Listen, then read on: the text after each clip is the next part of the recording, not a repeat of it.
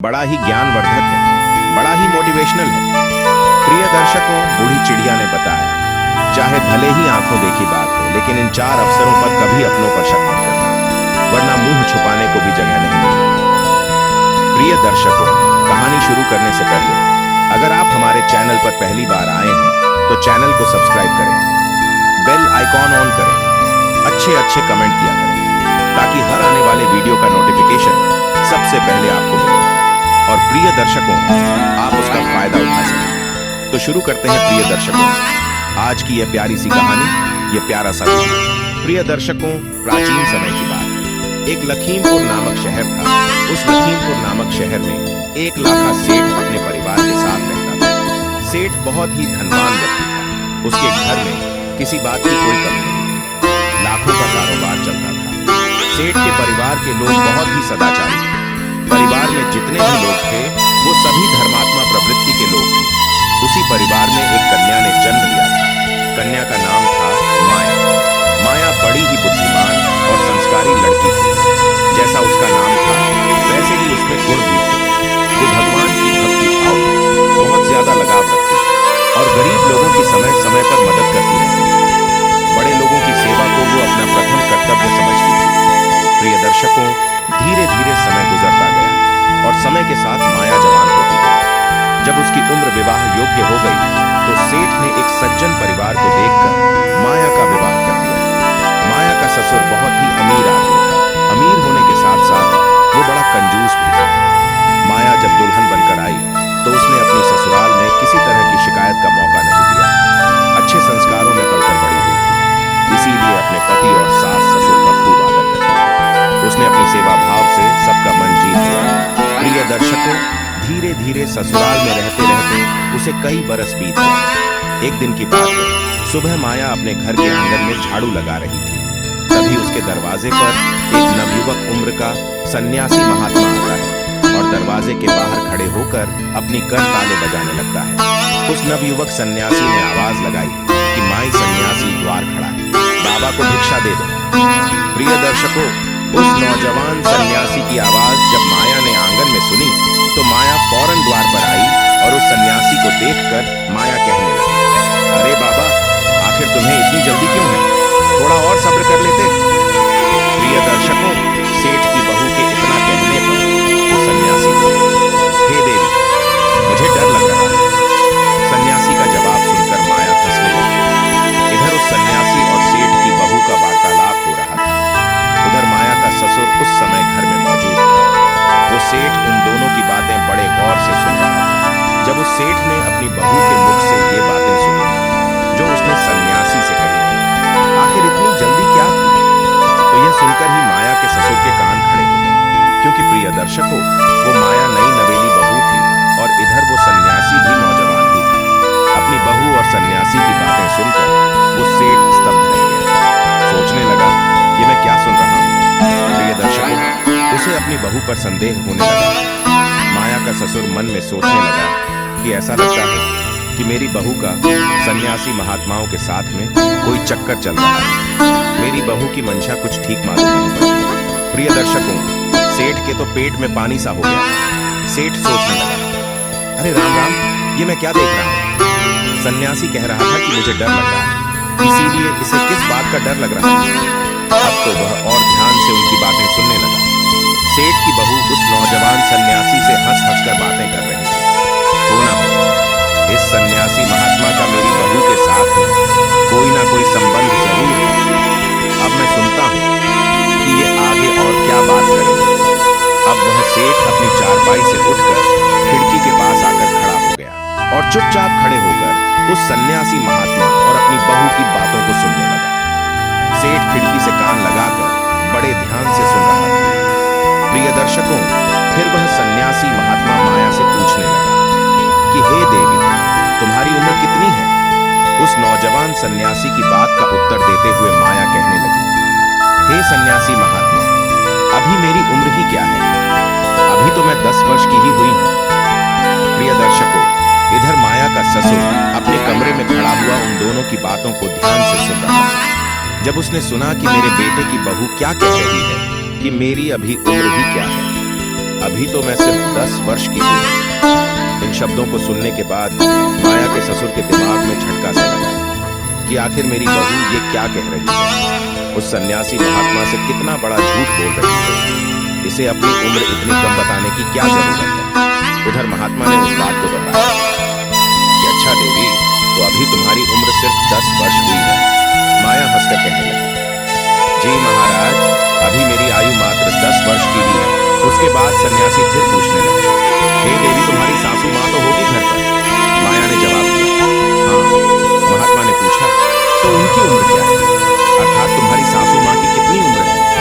सन्यासी महात्मा के पूछने पर माया कहने लगी, हे महात्मा, मेरी सास की उम्र अभी मात्र 8 वर्ष की है। प्रिय दर्शकों, जब सेठ ने सुना कि मेरी बहू मेरी पत्नी की उम्र 8 वर्ष बता रही है, तो सेठ का दिमाग चकरा गया। सेठ सोचने लगा कि मेरी पुत्र वधू कहीं पागल तो नहीं हो गई है। अपनी उम्र 10 वर्ष की बता रही है और मेरी पत्नी की उम्र 8 वर्ष बता रही है। आखिर मेरी बहू कैसी बातें कर रही है?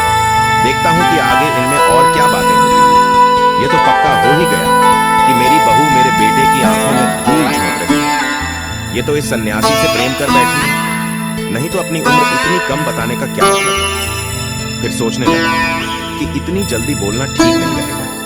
पहले मैं उनकी पूरी बातें सुनता हूँ, आखिर ये दोनों आगे क्या क्या बात करेंगे। जब सन्यासी यहाँ से चला जाएगा तब मैं अपनी बहू से पूछूंगा और इसकी शिकायत मैं अपने बेटे से करूंगा। प्रिय दर्शकों, वो सेठ अपनी बहू और उस महात्मा की बातचीत को फिर से बड़े ध्यान से सुनने लगा। इधर सन्यासी महात्मा ने माया से फिर एक सवाल किया कि देवी, आखिर तुम्हारे पति की उम्र कितनी है? माया ने फिर बेबाकी से उत्तर दिया, अरे महात्मा जी, पति की क्या बताऊं, उनकी तो उम्र अभी 4.5 साल की ही हुई है। प्रिय दर्शकों, बहू के जवाब से सेठ की और अधिक व्याकुलता बढ़ गई। खिड़की के पास में खड़ा खड़ा ससुर सोच रहा था कि यह बहू बिल्कुल ही पागल हो गई है। क्या अनाप शनाप बकती जा रही है। स्वयं को 10 साल की बता रही है, अपनी सास को 8 साल की बता रही है और अपने पति को 4.5 साल का बता दिया। अरे राम राम, अब तो हद ही हो गई। अब इस हिसाब से फिर मेरी उम्र कितनी बताएगी? चलो देखते हैं आगे क्या बात होती है। पहले मैं उनकी पूरी बात सुन लेता हूं कि ये मेरे बारे में क्या बोलेगी। प्रिय दर्शकों, उस सन्यासी महात्मा जी ने फिर से उस बहू से कहा, अच्छा, आपने अपनी आयु और अपनी सास की आयु और अपने पति की आयु तो मुझे बता दी। अब तुम ये बताओ कि तुम्हारे ससुर की उम्र कितनी है। प्रिय दर्शकों, अब सन्यासी महात्मा के पूछने पर माया कहने लगी, हे सन्यासी महाराज, मैं अपने ससुर की उम्र क्या बताऊं? मेरे ससुर का तो अभी जन्म ही नहीं हुआ है। प्रिय दर्शकों, बहू के इस जवाब ने सेठ को आपे से बाहर कर दिया। वो पागल सा हो गया, उसका दिमाग चकराने लगा। अब उसे कुछ समझ नहीं आता कि आखिर यह क्या चल रहा है। मेरे बेटे के साथ में इसका विवाह हुआ है और ये कह रही है कि मेरे ससुर का तो जन्म ही नहीं हुआ है। आखिर मेरी बहू मेरे बारे में यह सब क्या बोल रही है? अब तो मुझे ऐसा लग रहा है या तो मैं पागल हो गया हूँ या मेरी बहू पागल है। प्रिय दर्शकों, अब तो सेठ की बहू उस सन्यासी महात्मा को भिक्षा देने के बाद में अपने घर में चली आई। इधर मन ही मन सेठ जलता हुआ अपने कमरे से बाहर निकल गया। फिर उसके मन में आया कि मैं जाकर अपनी बहू से ये सब बातें पूछूं कि वह उस नौजवान साधु से हंस हंस कर क्या उल्टी सीधी बातें बक रही थी। फिर उसने सोचा कि नहीं, मेरी बहू तो चरित्रहीन है, मैं उससे अब क्या पूछूं। मैंने तो खुद अपने कानों से सब सुन लिया है और आंखों से देख भी लिया है। जरूर इस साधु महात्मा के साथ में कोई अवैध रिश्ता है।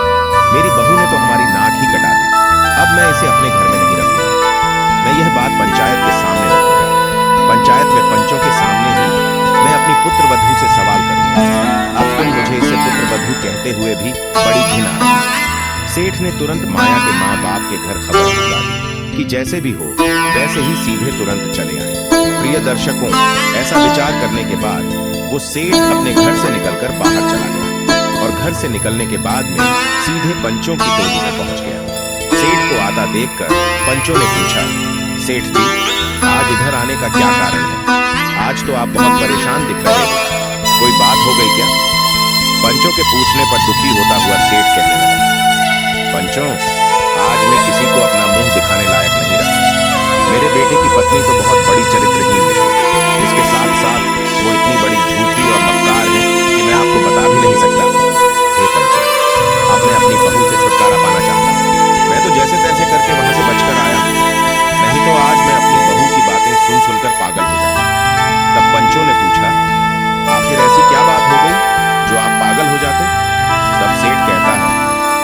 पंचों के मुखिया, पहले आप लोग मेरे साथ मेरे घर चलिए। मैं वहीं पंचायत के सामने अपनी बात बताऊंगा। प्रिय दर्शकों, अब तो सेठ के बार बार आग्रह करने पर सभी पंच सेठ के साथ चल दिए। इधर पंच लोग सेठ की चौपाल में पहुंचते हैं। उधर माया के माता पिता भी आ चुके हैं। सेठ ने अपनी चौपाल पर पंचायत बैठा दी। सभी लोग सेठ के द्वार पर इकट्ठे थे। माया के माता पिता भी वहां बैठे हुए थे।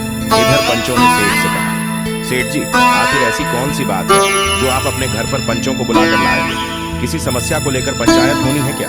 सब लोग तुम्हारे घर पर आ चुके हैं, अब बताओ आखिर क्या बात है? तब सेठ ने कहा, पंचों, अब मैं अपनी पुत्र वधू माया को पंचायत में बुलाना चाहता हूँ। सबसे पहले आप मेरी बहू को बुलवाएं। मैं अपनी समस्या उसी के सामने रखूंगा। प्रिय दर्शकों, अब तो पंचायत का आदेश मिलते ही तुरंत माया को बुलाया गया। जब सेठ की बहू आ गई तो फिर पंचों ने कहा, हे सेठ जी, अब तो आपकी बहू भी आ गई है, अब तो आप बताओ आखिर कौन सी बात है? आखिर तुम्हारी बहू ने ऐसा क्या कर दिया जो तुम इतने दुखी हो गए? तब सेठ कहता है कि पंचों, आज सुबह जब मैं सोकर उठा तो मैंने कुछ ऐसा देखा जिसे देखकर और सुनकर मैं बड़ा दुखी हूँ। मैंने देखा कि मेरी बहू आंगन में झाड़ू लगा रही थी। तभी दरवाजे पर एक नौजवान साधु आता है और दरवाजे के बाहर खड़ा होकर भिक्षा मांगने लगता है। जैसे ही उस सन्यासी महात्मा की आवाज मेरी बहू के कानों में पहुंची तो वह उसी समय भिक्षा लेकर द्वार पर गई। इतना कहकर सेठ चुप हो जाता है। तब पंचों ने कहा, सेठ जी, इसमें कौन सी दुखी होने की बात है? ये तो अच्छी बात है, हर नारी को यही करना चाहिए। बस इसी बात के लिए तुमने अपने घर पर पंचायत बुलाई। द्वार आए किसी साधु संत या भूखे भिखारी को भिक्षा डालना नारी का धर्म है। इसमें इतना परेशान होने वाली बात क्या है? तब सेठ कहता है, आप सभी लोग जरा सब्र कीजिए, मैं आपको पूरी कहानी सुनाता हूँ। मेरी बहू की करतूत सुनकर तुम भी पागल हो जाओ। मेरी चिंता बहुत बड़ी है। यदि बात छोटी सी होती तो मुझ पर कोई फर्क नहीं पड़ता। छोटी मोटी बात होती तो मैं तुम्हें अपने दरवाजे पर बुलाकर परेशान नहीं करता। बात बहुत गंभीर है और उसका निर्णय सिर्फ पंचायत ही कर सकती है। पंचों ने कहा, ठीक है सेठ जी, आपकी बातें सुनकर तो ऐसा लग रहा है जैसे कोई बहुत बड़ी बात नहीं है। सेठ बोले, अरे नहीं, जिस बात को लेकर मैं इतना चिंतित हूँ, यदि वह बात आप भी जान लोगे तो आप मेरी परेशानी समझ जाओ। तब पंचों के मुखिया कहने लगा, सेठ जी, इतनी देर से आप हमें गोल गोल घुमा रहे हैं, साफ साफ क्यों नहीं बताते कि बात क्या है? तब सेठ कहता है, देखो बात यह है कि मेरे द्वार पर भिक्षा मांगने एक नवयुवक उम्र का सन्यासी आया तो मेरी बहू को चाहिए था कि वह चुपचाप ले जाकर उसे भिक्षा दे दे। उससे बातचीत करने की क्या जरूरत थी? और बातचीत भी की कि उसने ऐसी बातचीत की। यदि उस बात को तुम लोग सुनोगे तो तुमको भी लगेगा कि मेरी बहू ठीक नहीं है। फिर आपको पता लग जाएगा कि मैंने यहाँ पंचायत क्यों बुलाई है। अब ये बात आप मेरी बहू के मुंह से ही सुनिए कि मेरी बहू और उस नौजवान सन्यासी में क्या बातचीत हुई। प्रिय दर्शकों, सेठ ने जब इतनी बात कही तो उसकी बहू कहने लगी, पिताजी, बताने के लिए तो मैं भी बता सकती हूँ कि मेरे बीच और उस महात्मा जी के बीच में क्या बातचीत हुई। लेकिन पिताजी, घर में पंचायत आपने बुलाई है, इसलिए पहले आपका अधिकार बनता है कि आप ही बताएं। उसके बाद में आपका प्रत्येक सवाल का जवाब जरूर दूंगा। प्रिय दर्शकों, बहू की बात सुनने के बाद पांचों को भी लगा कि बहू ठीक कह रही है। तब पंचों ने कहा, सेठ जी, आप बात को इधर उधर मत घुमाइए, अपनी समस्या को आप ही बता दीजिए। आपको बहू से क्या परेशानी है? उसने ऐसा क्या कर दिया जो आपको इतनी बेचैनी हो रही है? क्या उसने कोई ऐसा कदम उठा लिया है जो समाज और मर्यादा के विरुद्ध है? यदि उसने ऐसा किया है तो उसे पंचायत की ओर से इस बात का दंड दिया जाएगा। आप निश्चिंत रहिए, पहले आप पंचायत को पूरी बात बताएं। तब सेठ बोला, अरे भाई, बात कुछ ऐसी है जिसे बताने में मुझे बहुत लज्जा आ रही है। आपको तो पता है मैं इस गांव का बहुत ही इज्जतदार सेठ हूं, लेकिन मुझे तो ऐसा लगता है मेरी बहू ने मेरी सारी इज्जत मिट्टी में मिला दी। मेरी सारी इज्जत मेरी बहू ने उस सन्यासी महात्मा से बात करते ही धूल में मिला दी। कुछ ऐसी बातें हैं जो न तो कहने में आ रही हैं और न आपको सुनकर अच्छी लगेंगी, इसलिए आप बहू से ही पूछ लीजिए। तब पांच लोग बोले, बहू, अब तू ही बता दे कि आखिर सन्यासी और तेरे बीच में क्या बात हुई थी। तब माया कहती है, ठीक है पिताजी, यदि आपको बताने में शर्म आ रही है तो मैं ही बता देती हूँ कि मेरे और महात्मा के बीच क्या बात हुई। लेकिन पिताजी, शुरुआत आपको करनी पड़ेगी। पहली बात आप कहेंगे, फिर मैं उसका उत्तर दूंगी। यदि मैं गलत हूं तो पंचायत मुझे जो सजा सुनाएगी मुझे मंजूर है। तब सेठ कहता है, सब लोग ध्यान से सुनो। मेरे द्वार पर एक सन्यासी महात्मा भिक्षा मांगने आया। तो सेठ अपनी बहू से बोला कि बहू, जब वह महात्मा आया तो तुमने उससे क्या कहा था कि सन्यासी जी अभी इतनी जल्दी किस बात की है? सेठ अपनी बहू से बोला, बताओ तुमने यह बात उस सन्यासी से कही थी या नहीं? समस्त पंचायत के सामने मैं तुमसे यह जानना चाहता हूं कि तुमने उस महात्मा से ऐसा क्यों कहा? ससुर की बात सुनते ही बहू कहने लगी, हाँ पिताजी, मैंने यह बात उस महात्मा से कही। सेठ बोला, फिर तुम्हारे पूछने पर उस सन्यासी ने क्या उत्तर दिया? तो बहू ने बताया कि हे ससुर, उस सन्यासी महात्मा जी ने कहा था कि मुझे डर लग रहा है।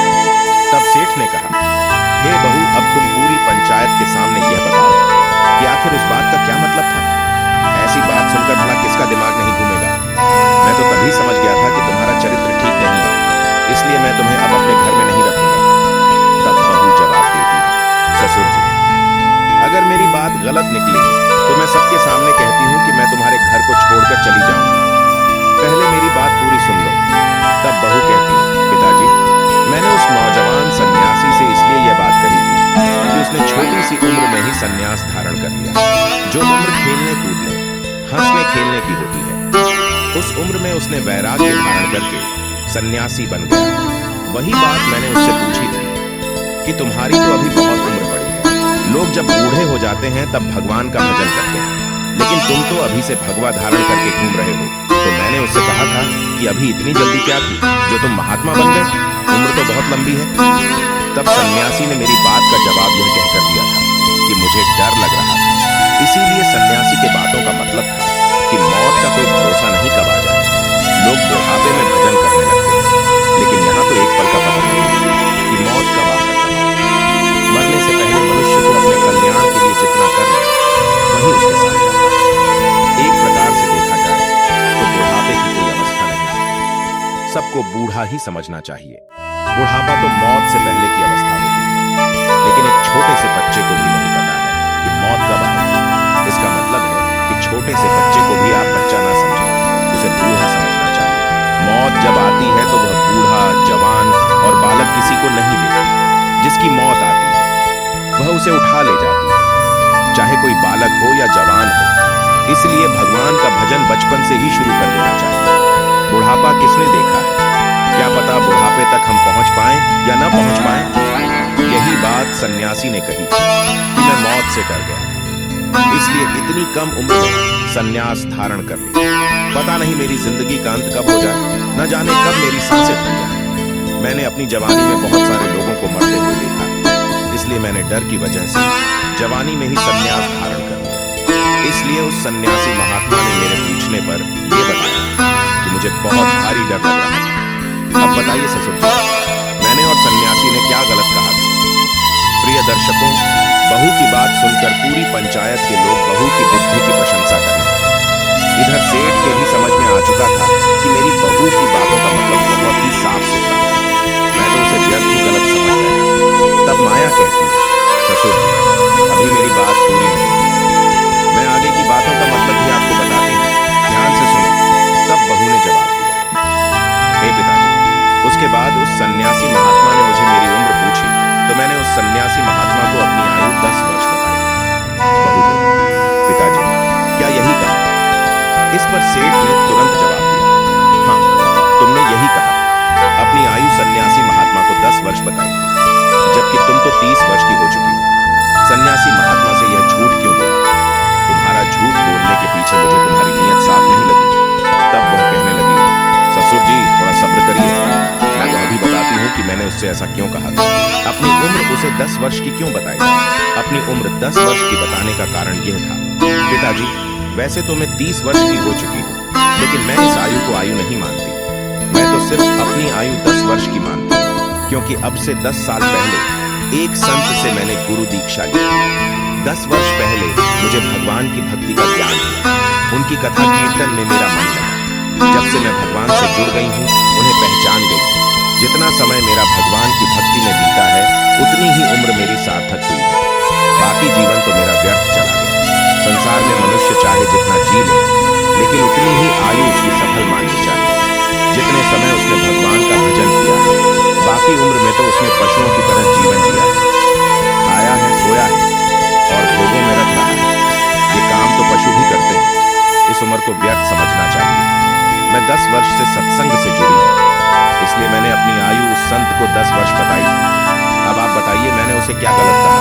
प्रिय दर्शकों, बहू का यह भी जवाब सुनकर सेठ निरुत्तर रह गया। उसे कोई जवाब नहीं आया। पंचायत के लोग माया का जवाब सुनकर वाह वाह करने लगे। धन्य हो पुत्री, वाकई में तुम बहुत समझदार हो। तब सेठ कहने लगा, हे बहू, तुमने अपनी आयु 10 वर्ष बताई, ये तो बात समझ में आती है, लेकिन तुमने अपनी सास की उम्र भी 8 वर्ष ही क्यों बताई? अपने पति की उम्र 4.5 वर्ष क्यों बताई, जबकि तुम्हारी सास की उम्र 60 साल से ऊपर की हो चुकी है? इसका मतलब हमें जरूर समझाओ।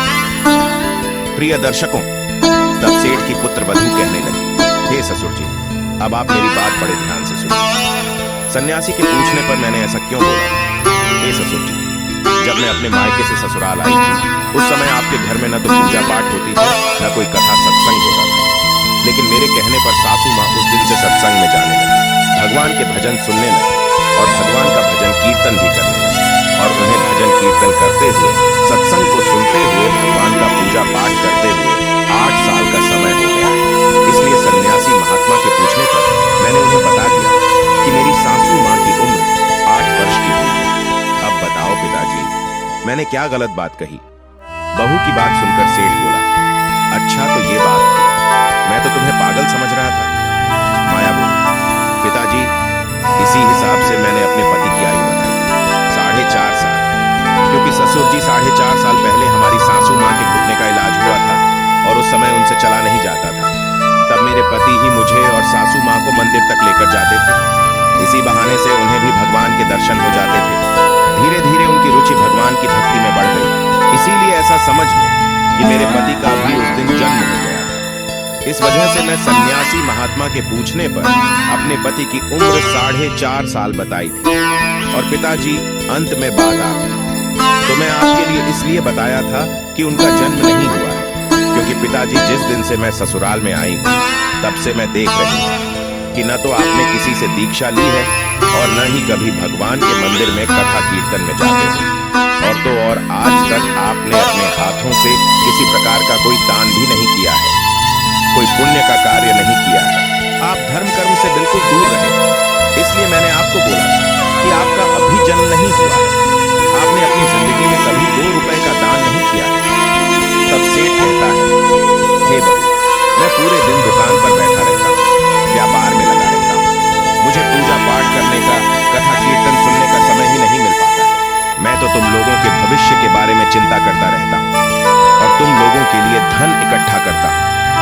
बहू ने जवाब दिया, पिताजी, आपने अपनी जिंदगी में 2 रुपए का भी कभी दान नहीं किया है।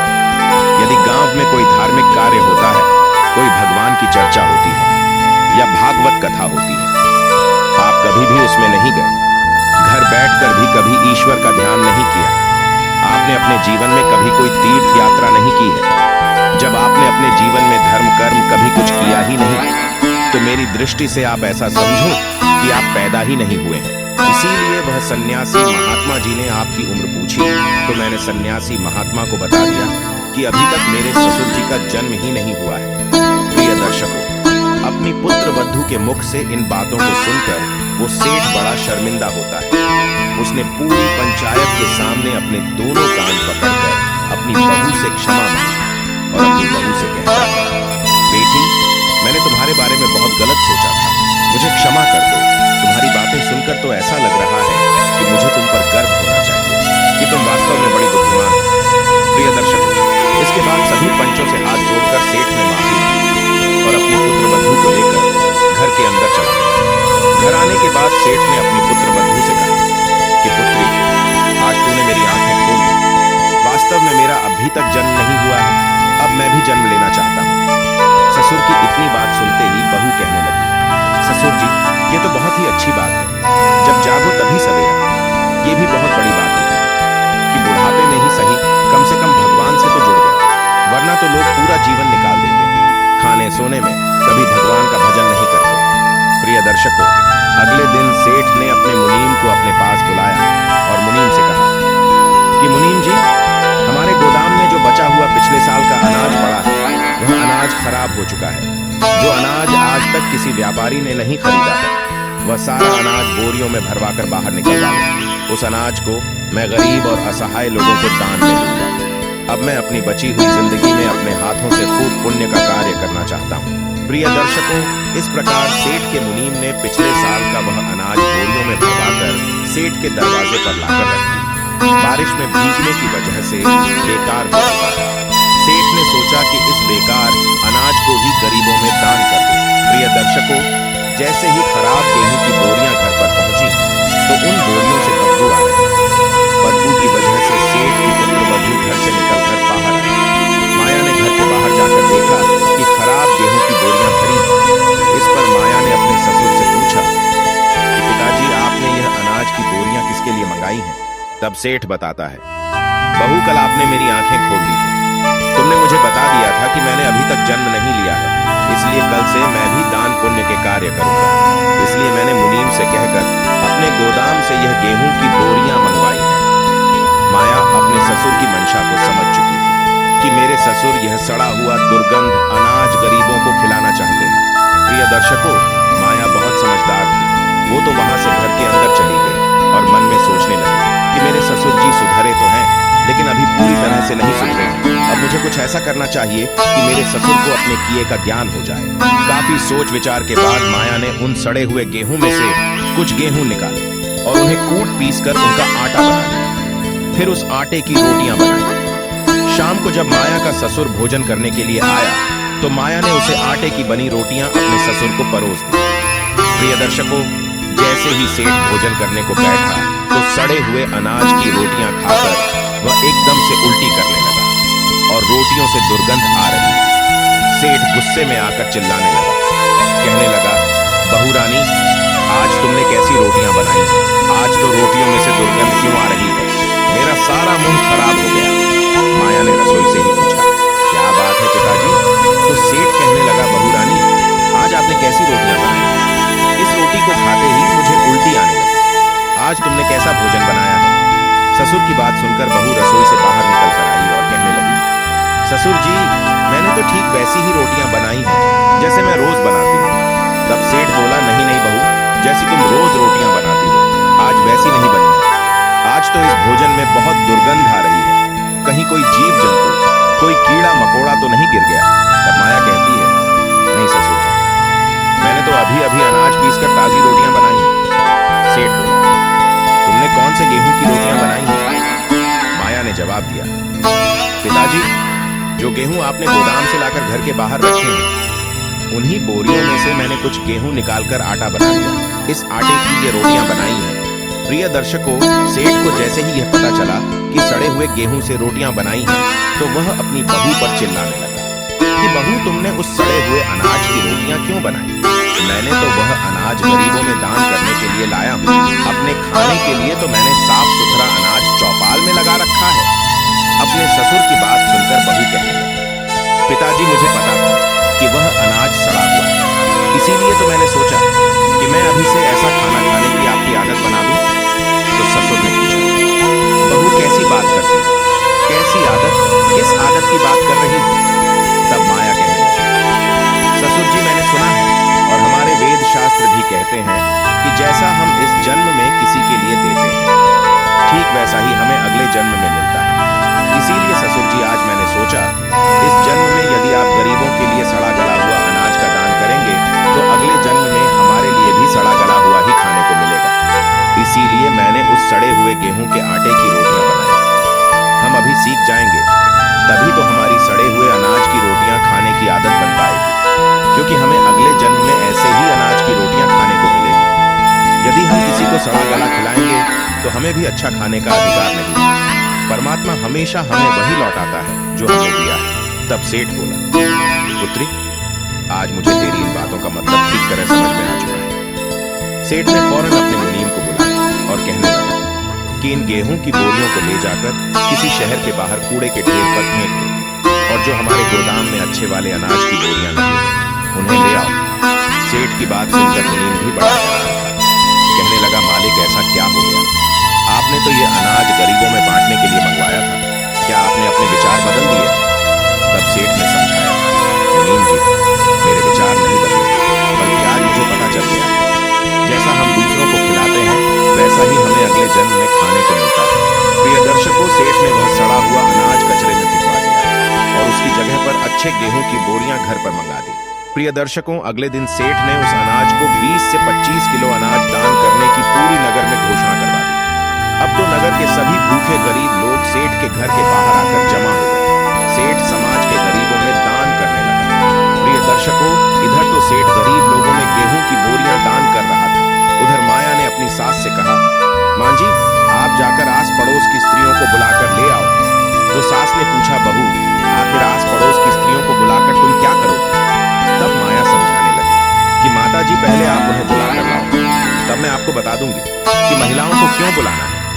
प्रिय दर्शकों, बहू की बात मानकर सास पड़ोस की महिलाओं को बुलाने चली गई। इधर माया ढोलक लेकर अपने घर के आंगन में बैठ गई। इधर माया के साथ साथ पड़ोस की सभी महिलाएं भी आ गईं।